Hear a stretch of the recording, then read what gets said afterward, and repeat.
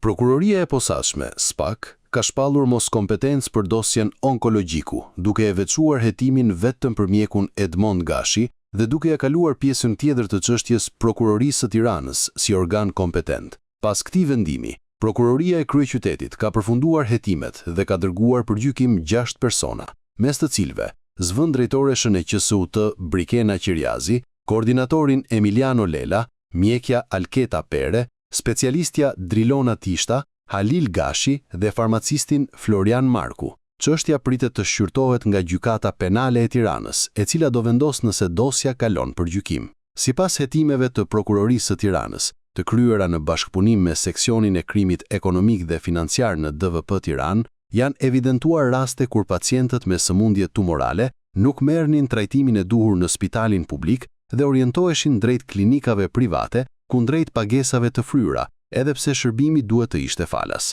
Hetimet përfshin gjithashtu administrimin e aparaturës së kobalt terapisë në onkologjik, e cila, sipas dosjes, është mbajtur jashtë funksionit dhe në kushte të papërshtatshme teknike, duke ngritur shqetësime për sigurinë dhe përdorimin e saj në trajtimin e pacientëve. Në përfundim të hetimeve, Prokuroria ka ngritur akuza për shpërdorim detyre, fshehje të ardhurash dhe tregtim të mallrave kontraband, në varësi të rolit të secilit të pandehur. Emiliano Lela dhe Alketa Pere akuzohen për orientimin e pacientëve drejt klinikave private, Brikena Qirjazi për mosmarrje masash për funksionimin e pajisjes së kobaltit, Drilona Kishta për ekspertizë të dyshuar jo të saktë, Halil Gashi për mos lëshim faturash dhe punësim informal, ndërsa Florian Marku për tregtim barnash të dyshuara kontraband. Çështja onkologjiku mbetet tashmë në pritje të vendimit të gjykatës për kalimin e saj në proces gjyqësor.